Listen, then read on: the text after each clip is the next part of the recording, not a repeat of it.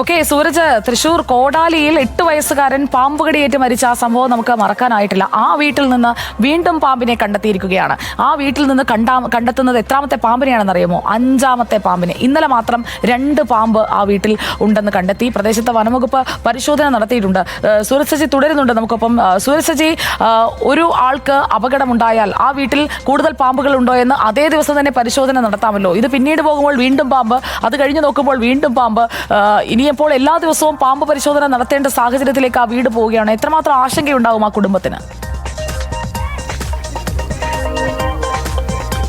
സുജയ, തീർച്ചയായും അതായത് കടുത്ത ആശങ്കയിലാണ് ഈ കുടുംബം ഉള്ളത്. കാരണം ഈ 8 വയസ്സുകാരനെ പാമ്പ് കടിച്ചതിന് പിന്നാലെ അതായത് ആ കുട്ടിയെ അവശനിലയിൽ കണ്ടെത്തുന്നു, ഒപ്പം സഹോദരനെ അവശനിലയിൽ കണ്ടെത്തുന്നു. അതിലാണ് 8 വയസ്സുകാരന് ജീവൻ നഷ്ടമായത്. പിന്നീട് അവർ നടത്തുന്ന പരിശോധനയിൽ അന്ന് ഈ തലയണയുടെ അടിയിൽ നിന്നാണ് ഒരു പാമ്പിനെ കണ്ടെത്തുന്നത്.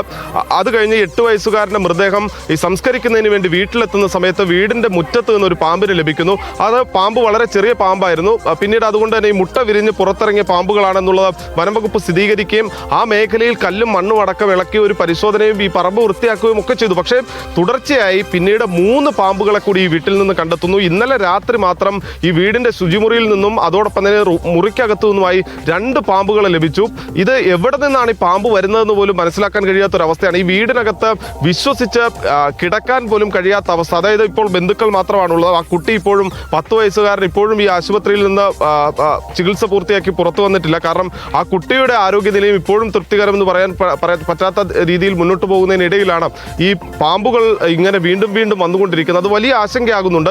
ഈ വീടിനകത്ത് എങ്ങനെയാണ് പാമ്പുകൾ വരുന്നതെന്ന് ഇതുവരെയും കണ്ടെത്താൻ സാധിച്ചിട്ടില്ല. വനംവകുപ്പിന്റെ ഉദ്യോഗസ്ഥരടക്കവും സർപ്പയുടെ ആളുകളടക്കം ഇന്നലെ രാത്രിയൊക്കെ ഈ മേഖലയിലെത്തി പരിശോധന നടത്തി. പക്ഷെ അവർ പറയുന്നത് ഈ പാമ്പ് എവിടെ നിന്ന് വരുന്നു എന്നുള്ളത് വ്യക്തമാകാൻ കഴിയുന്നില്ല, അല്ലെങ്കിൽ കണ്ടെത്താൻ കഴിയുന്നില്ല എന്നുള്ളതാണ്. സുജ, ഈ പ്രേക്ഷകരുടെ ശ്രദ്ധയിലേക്കായി പറയുന്ന ഒരു പ്രധാനപ്പെട്ട കാര്യം, അതായത് ഈ കുട്ടിയൊക്കെ കടിച്ചത് ശംഖുവരയൻ വിഭാഗത്തിൽപ്പെടുന്ന പാമ്പുകളാണ്. ഈ പാമ്പുകൾ കടിച്ചാൽ, ഈ പാമ്പ് ശംഖുവരയനാണ് കടിക്കുന്നതെങ്കിൽ അതിന് വേദന കുറവായിരിക്കും. വേദന കുറവായതുകൊണ്ട് തന്നെ ഈ ഉറങ്ങിക്കിടക്കുന്ന സമയത്ത് ഈ പാമ്പിന്റെ കടിയേറ്റാൽ സ്വാഭാവികമായി ഉറക്കത്തിലുള്ള ആൾ ഇത് കടിയേറ്റു എന്ന് അവർക്ക് മനസ്സിലാക്കാൻ കഴിയില്ല. പിന്നീട് മരണത്തിലേക്ക് അവർ വീണുപോവുകയും ചെയ്യും. അത് തന്നെയാണ് ഇവിടെയും ആവർത്തിക്കപ്പെട്ടിട്ടുള്ളത്. ഉറങ്ങുകയായിരുന്നു ഈ കുഞ്ഞുങ്ങൾ, അതിനിടയിലാണ് ഈ ശംഖുവരയൻ പാമ്പിന്റെ കടിയേൽക്കുന്നത്. അങ്ങനെ ഈ കുട്ടികൾ പിന്നീട് ഉറക്കമുണരാതായതോടുകൂടിയാണ് ഫുഡ് പോയിസൺ ആണെന്നൊക്കെ കരുതി ഈ കുട്ടികൾ ആശുപത്രിയിൽ എത്തിക്കുന്നത്. പക്ഷെ പിന്നീട് നടത്തിയ പരിശോധനയിലാണ് ഈ പാമ്പ് കടിയാണെന്ന് കണ്ടെത്തുന്നത്. ഈ ശംഖുവരയൻ പോലുള്ള പാമ്പുകൾ വീടിനകത്ത് താവളമാക്കി മാറ്റിയിരിക്കുന്നു എന്നുള്ളതാണ് കോടാലിയിലെ സംഭവം. ഓക്കെ, അപ്പോൾ ആ ഒരു വീട്ടിൽ തന്നെ കൂടുതൽ പാമ്പുകളെ കണ്ടെത്തിയ സാഹചര്യത്തിൽ നിങ്ങളുടെ വീട്ടിൽ ഒരു പാമ്പ് കയറി എന്നുള്ളത് ബോധ്യപ്പെട്ടാൽ അത് ആ പാമ്പിനെ അവിടെ നിന്ന് തുരത്തുന്നതിനൊപ്പം തന്നെ ഇത് പ്രജനന കാലമാണ്, പാമ്പുകളുടെ പ്രജനന കാലമാണ്, കനത്ത ചൂടുള്ള സമയമാണ്.